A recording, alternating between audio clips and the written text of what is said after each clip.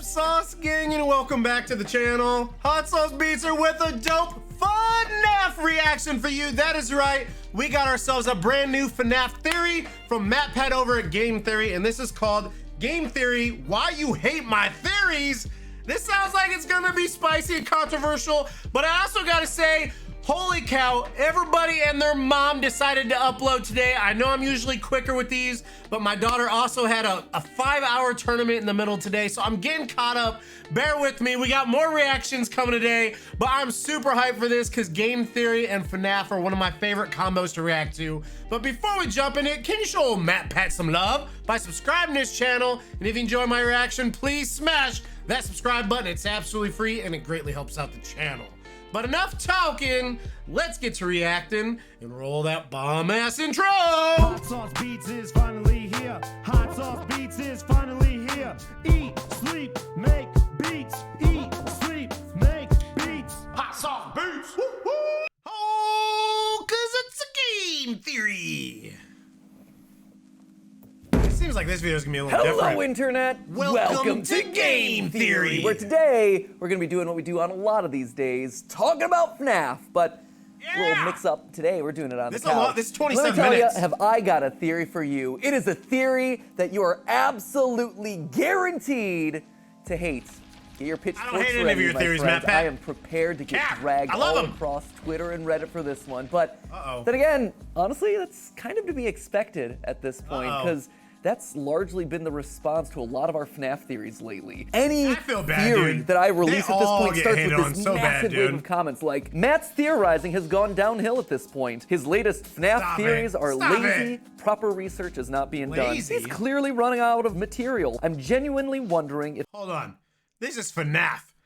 No theorist ever will run out of material. They don't even know what they're talking about. he's even passionate about this franchise anymore. There is Not a difference passionate. between telling theories and straight up telling misinformation. That's why you can't listen to hate comments, dude. Harsh, right? In fact, I don't know if you've noticed this, but pretty much every script that we do at this point, especially about this franchise, always comes packaged with some sort of predetermined disclaimer right at the top. Cue the clip. Fair warning, though, the conclusions we've It's a reached that solve theory! security breach, they are controversial. I feel good about them. Like, I think that we've locked in on a lot of the answers here, but, they're gonna raise a lot of discussion. People don't Let's just listen say that to you're either to gonna love that warnings, episode or MatPat. hate it. I don't really think there's gonna be much in between on that one. And John over at Fnaf does the same thing. Like, he'll say like 5 times before the theory, this is just a theory. It's a theory. Well, we'll certainly get to my problems here in a minute. Let me just say, I seem to be in good company. It's not just me getting these sorts of responses. See? A lot of See? FNAF theorists are receiving the same sort of Fnaf's talked about it a lot, criticism dude. online. John Hey, from the good channel stuff. FNAF, he Air is quotes. regularly told that, quote, Hey, his FNAF! recent theories are horrible. Yes, I went to a printer and actually printed that out so I could read it. John lied about the contents of the most recent story. Stop it. And here's another one. I don't want to be rude, but the mimic and baby theory sucks. Anytime you I don't start wanna a be rude, comment huh? Well, you with might I don't want to look be up the rude, definition of what it means to be rude there, friendo. And Exactly. it's not just me and John You're either. being rude. Rytoast, another FNAF theorist, also involved with this Rytoast! one. He was told that his theories massively whiff. I mean, honestly, the list could go on and on here. The feedback is endless, but the TLDR of all of this is that I went down the line of FNAF theorists and I just kept seeing the same thing over and over again. It's not just my theories that are getting all this hate, it's all theories. And that's weird. So I figure that we should probably do a theory about that. Because I think I know why this is happening. And honestly, just theory like the about FNAF the hate lore, on it's theories. pretty darn complicated. But at because this rate, it's- if we don't actually I know, stop... I bet you where this video is gonna go. It's because FNAF's never been solved. So people are like, MatPat, you made 50 videos. Like, dude, but that's the thing. Like, it's not meant to be solved. So we're gonna keep getting theories on it because it's unsolvable. So if you don't like the theories, don't watch them. I need to stop stopping because this is a I long worry that it video. could actually end up harming this Long community video. and the whole FNAF franchise as a whole. First off, I think it's important that we set some context here. Every FNAF theory that we release at this point is met with the internet largely dismissing it as insane or jumping the animatronic it's an Felix the insane Shark. theory. Such as, Cassie Dad is Bonnie Bro. It is the dumbest thing I've ever heard, says one commenter. Great. I mean, I also said that Deadpool is Ernest Hemingway. I'd say that one was dumber, but sure, go for it. Maybe you missed that one. Daycare attendant's endoskeleton teeth match the mimic. This one right here says, it is dumb, dumb, dumb, dumb, dumb. Agree to disagree on that one. We'll get to that in a teeth second. didn't match, though. And this one here is a classic. Gregory's a robot. This theory is literal cancer. No, my friend. No, it's not. It is not a literal camp. Oh, bro, look at his. That's anger right there, bro. Yeah, and you shouldn't compare something to something that kills people. Stop it. Sir. And if me suggesting that a fictional Ooh, he's character mad, in a YA bro. murder bunny game is a robot is that bad to you, go touch grass. Anyway, you get the point. There is a varying degree here of these sorts of comments. But the main thing— I love your content, Matt Pat. Nothing new. When I Change my suggested channel. Dream Theory as the explanation for the first wave of games back in 2015, Love the Dream Theory. Love the Dream Theory. They hated it, because honestly, I was dismissing 4 games of story and beloved characters with the whole, oh, it was all just a dream trope. Honestly, I didn't love it either, but it felt like where the evidence was largely pointing at the time. And yet, it's only now, all these years later, that the sentiment has finally changed on that theory. And people largely agree that Dream Theory was right at the time, and that Scott just pivoted the story later with Sister Location. Or at least it was right until then this new Tales of the Pizzaplex book is coming out, and apparently it rewrites Fnaf 4 into some hallucinogenic gas creation. Thanks for that one, Scott.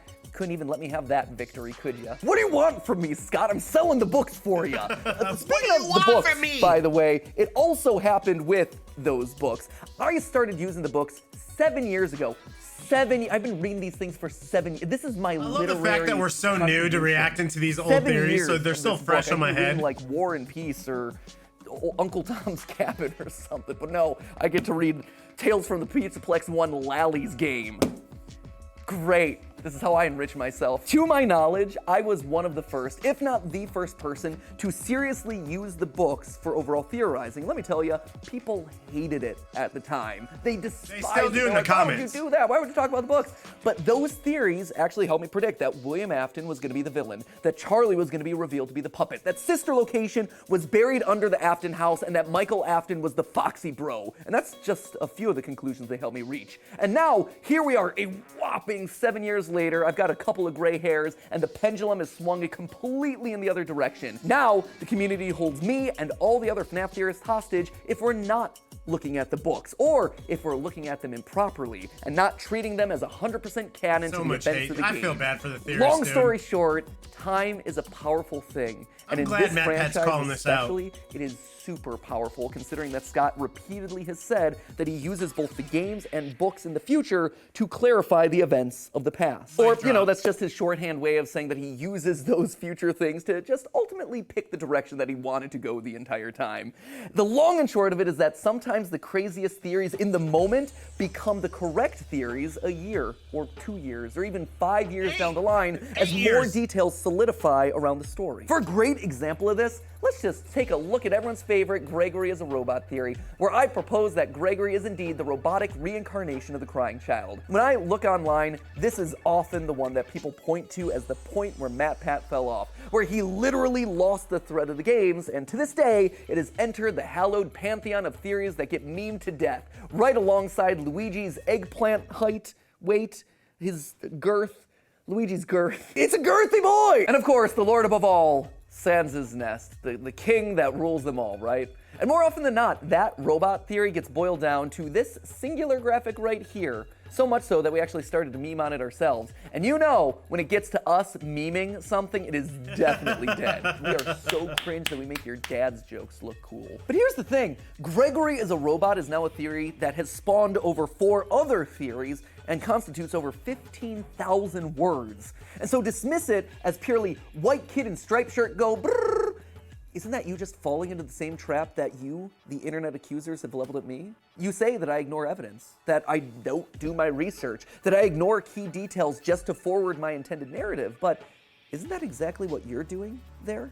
I mean, look at the facts, and for the sake of clarity and for the sake of your screenshots, I'll try to keep it all on a singular page, since I know that you all love to boil my theories down to one image. So how else, my friends, would you explain that Gregory looks like the crying child, that he is colored in purple, which connects him to the Afton family, that he's taken a bite out of a golden Freddy head ice cream cone just like the crying child got bit, that he's being called broken, which parallels the final line said to the crying child, his vision getting all staticky when Vanny skips past him in the Pizzaplex, and him looking differently when Freddy gets Roxy's eyes. I don't know about you, but that right there, that seems to me like a lot of important evidence. So who's really ignoring evidence to forward their intended narrative here? Me, the person trying to concoct a theory to explain all of those details, or anyone online who continues to insist that Gregory, you know, he's just a normal... There he goes, bro. There he goes, selling it again. So I don't know, man. It's so tough. Even Theories, I'm not a big fan of his, man. He still sells it so well. He makes such a good argument on all of them, dude. And then you're like, well, I can see it, dude. It's very believable, Matt Pat. God. Normal kid. And just like with dream theory and book theory, more evidence for this has just started to stack up. Since the release of Security Breach, the Tales from the Pizzaplex books, which many are now considering to be 100% canon to the games, these books have repeatedly included over and over again story after story of kids either becoming robots, always being robots, or being taken over by robots. You don't even have to read the stories in the books to know this. I mean, just look at the theme of these covers, right? Robot humanoid kid, robot humanoid. This one doesn't count. Robot humanoid. Like, the last book in the series that's coming out, like, right now as this episode releases, it is literally about a kid who turned himself into a robot. Yeah, look at it. It's got human fingers and everything. Yeesh. Another one of those stories, this time GGY, it focuses on a boy named Gregory, sounds familiar, who sets high scores in the Pizzaplex, again, should sound familiar. He disappears multiple school counselors, similar, and he goes by the name Dr. Rabbit. This story right here is basically shouting in our faces the fact that Gregory is patient 46, confirming that, regardless of how you feel about Gregory as a protagonist, he's a bad dude. He is killing people off, or at the very least, he's making them disappear to protect whatever secret he has. Something that, again, what you got, Gregory? What secret you got, bro? Robot Gregory series, and something that people at the time really didn't like. Plus, you can't ignore the fact that he's calling himself Dr. Rabbit, which again is yet another connection over to the Afton family. And while it doesn't ever explicitly say that Gregory is a robot, it does write him with some very oddly robotic characteristics. Quote from here, Greg returned the wave. He smiled. Then he cocked his head and studied Tony for several seconds. It's weird, right? It's written in a very specific way. It's non-detailed. Makes him sound like a robot. A human wouldn't do that. And honestly, it feels... Only robots and Michael Myers do that. Huh? Feels to me like he's written like an AI, stopping to learn, study human behavior, to grow and operate. And that sort of AI connection actually returns when we go back to Security Breach.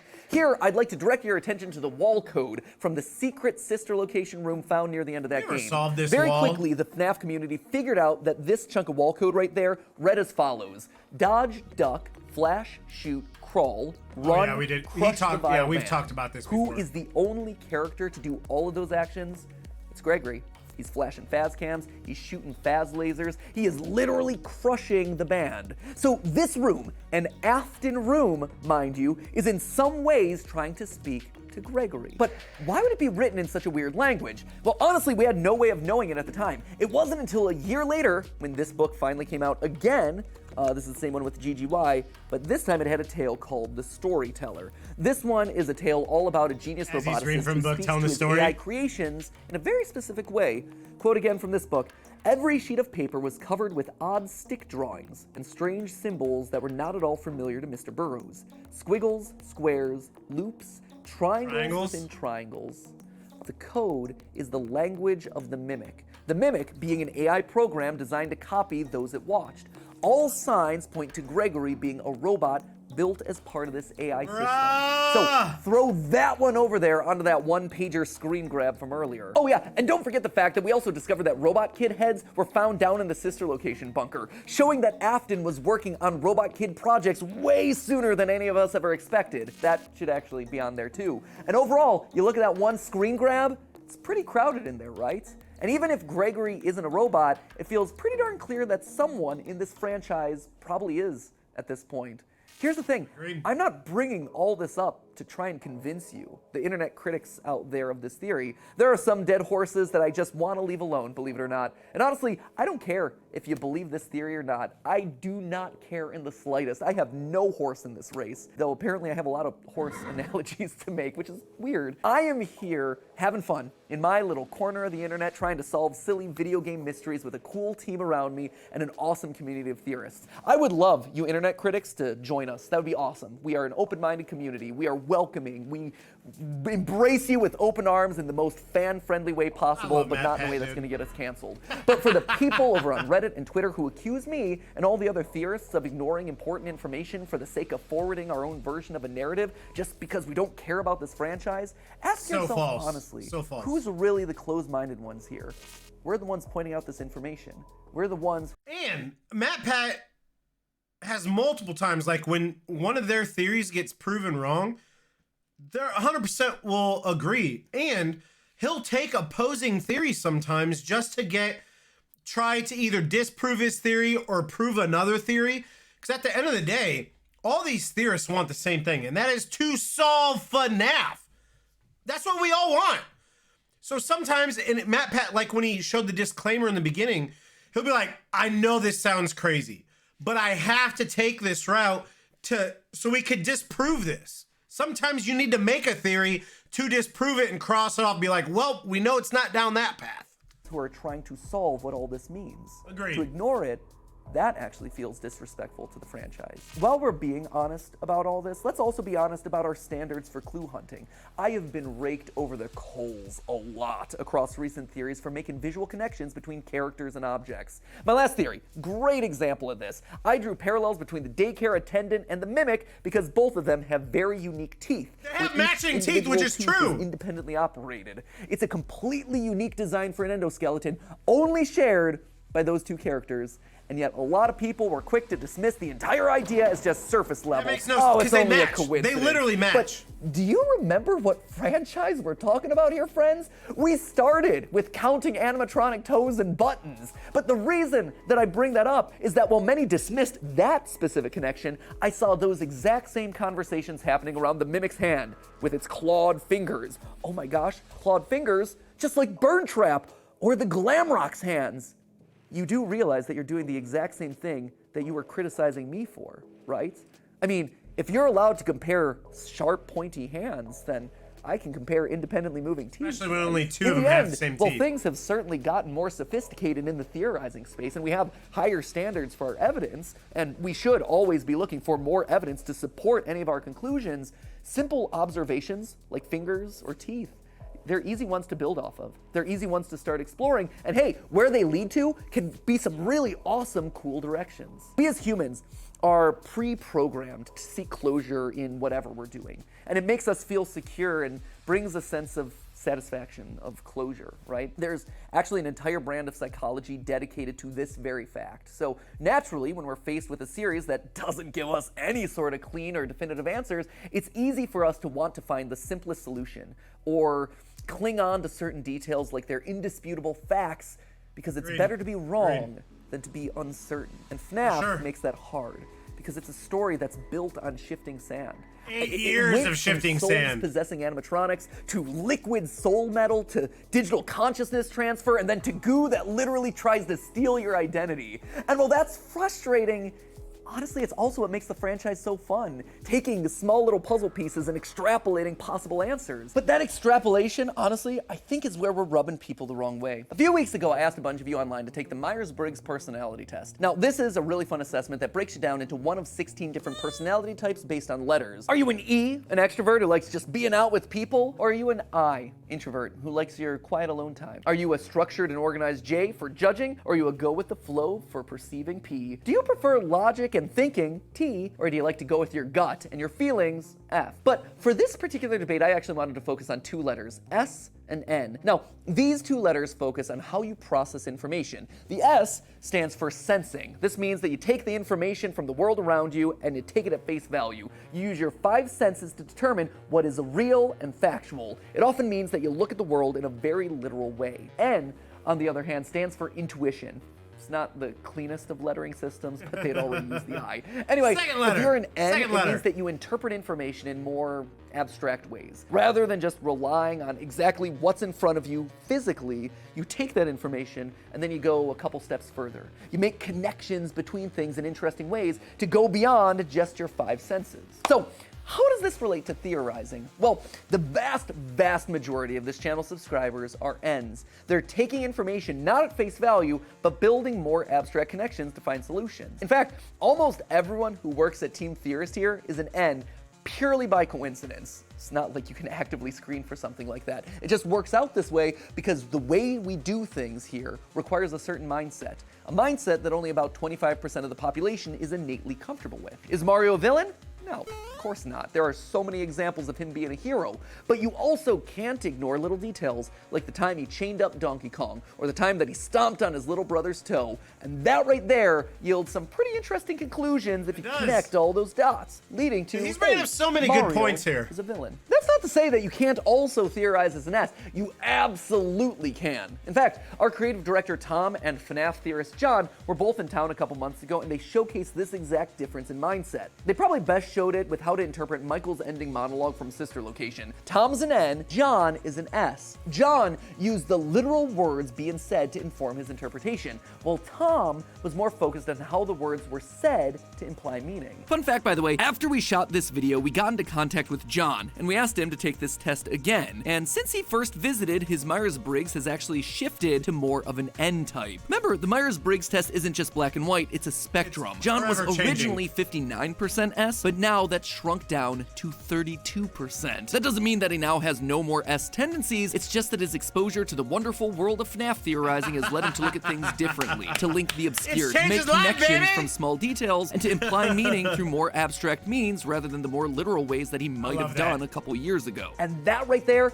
that is the fundamental difference that's happening in the fan base right now. I think a lot of the newer fans to the franchise are S's. And when you look at our survey results, you can actually see this playing out, with almost 25% of S's joining during either the FNAF VR, AR, or Security Breach era. Compare that to N's, where only 18% joined during that era. And so when evidence needs to be interpreted with an N mentality, it's making them uncomfortable, or even outright mad. Take for instance this clip from our most recent episode. But secondly, and more importantly, Cassie actually knows the truth about what happened to Glamrock Bonnie. She knows that it was Monty Gator who eliminated him from the picture. A lot of people were quick to point out that on the description of the Glamrock Bonnie plush, it says, quote, "Dad wouldn't tell me why they replaced Bonnie." In fact, this was one of those moments where people outright accused me of lying about the evidence, saying that I was ignoring the text that I was literally showing on the screen.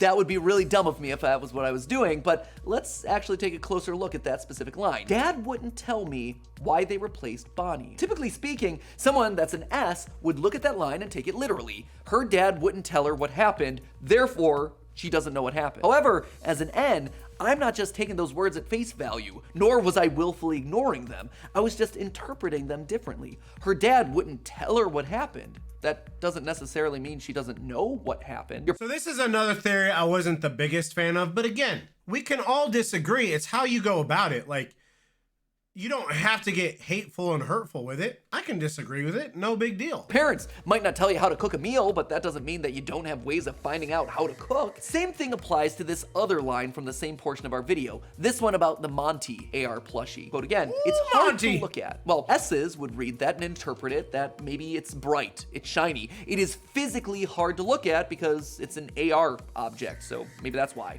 But N's would read that line and probably read it differently. Nothing else Cassie says about the other AR objects in the game imply that they're difficult to look at least from a physical perspective. So what makes the Monty AR thing so different? Well, maybe because it's not physically difficult to look at, but emotionally difficult to look at. It's hard to look at because she knows the truth about what Monty did to Glamrock Bonnie. But here's the big one, and this is the one that honestly has divided the fan base for the better part of the last year. It is this line used to market the new Tales from the Pizzaplex books. Quote, "A collection of new Five Nights at Freddy's short stories set in the world of the newest game." This one line has been used time and time again to say that these Tales from the Pizzaplex books, they are 100% canon, one for one with the game's stories. That right there, that is a very S interpretation, a literal interpretation of what's being said. But there's also...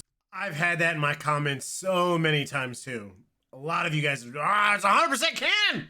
They're canon.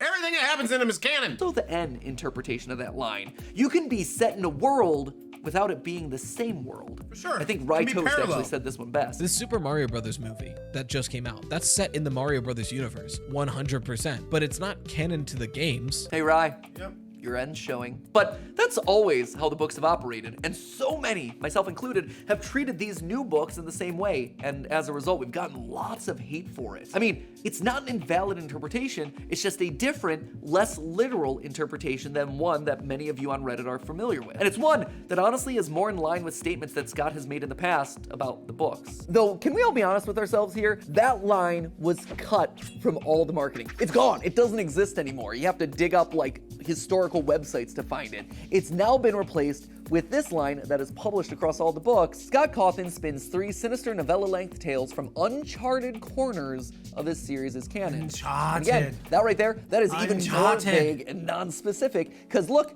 we're talking about areas that are uncharted, never explored before, which honestly, even if you're choosing to read that line with a literal interpretation, feels like it's even more support for them not being 100% canon with the games, since we have charted a lot of the topics that you see in some of these stories, like the Gregory story. Great example. We know how he acts in the game. It is slightly different than how he acts in the books. It's not one for one. It cannot be literal. Uncharted! I'm just pointing it out is the difficult position to Uncharted. defend. And all of that is without me even pointing out the differences between the books and the games, like the fact that there isn't a giant baobab tree in the middle of the Pizzaplex, the fact that the Pizzaplex is not shaped like a giant pizza slice in the game, as it is in the books, the fact that there isn't a giant VR AR dome that's turning people into Fazgoo, and that there's no roller coaster that's running through the center of the restaurant. And those are just some of the differences that pop to the top of my head. I have seen people online picking and choosing certain stories to be canon, That's what they and always certain do. stories to not be That's what canon. they always do. And again, I have to call out, isn't that just picking and choosing certain evidence pieces to forward your intended narrative? And do you see the irony in that? Those of you who are convinced that the books are canon are doing exactly the same thing that you criticize online theorists of. You have an answer that you're committed to, and so every theory is based on a core assumption. And if it's okay for you, then it has to be okay for us too. In the end, here's the important thing to remember. We're all on the same team. We're all working towards the same God, goal. we are. We are trying to solve this franchise together as completely as possible using the most satisfying evidence-based answers we can. Because we all love this franchise. We all love a good mystery and we all want the answers. And the way that we get to those answers is by being open to all ideas. All ideas, no matter where or what personality type they're coming from. And even when we do get things right, it's okay, and it's also important to occasionally revisit those answers. Because guess what? This franchise changes. That's it why I evolves. love It Dan adds Rackins, more the lore older in theories places now. that you least expect. So Get it all when fresh, someone makes baby. a big old swing, don't be quick to write them off.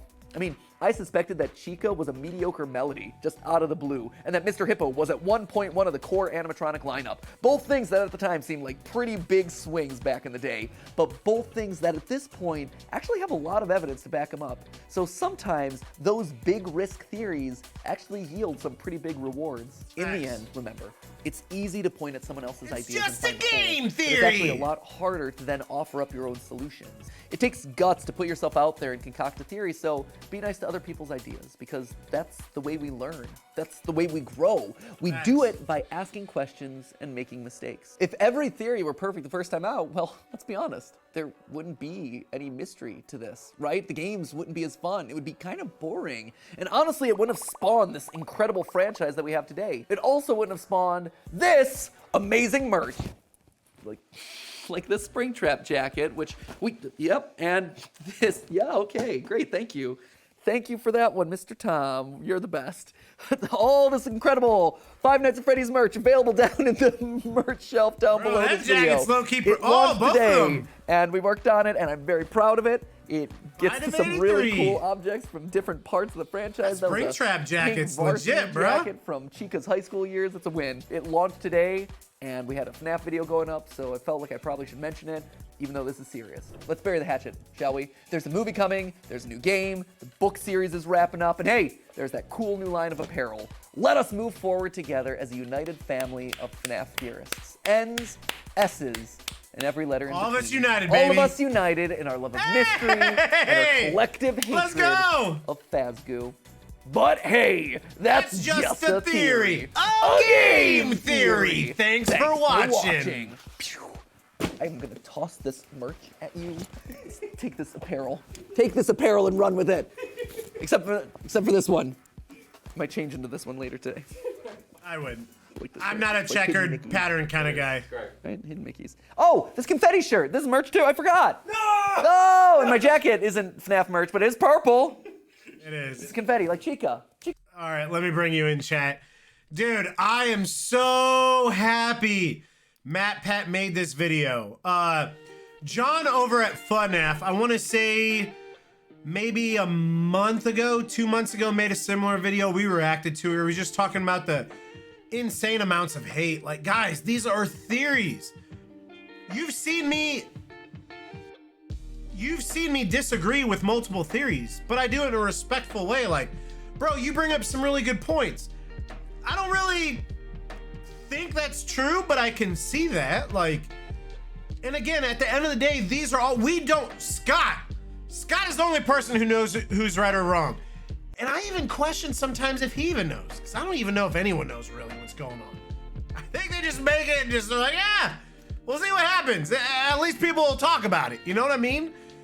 No reason to get hateful, no reason to get mad, no reason to get hurtful with it. Like, wrong theories cancel out paths. Like, we know we should not go over there. That's wrong. Let's look at this way.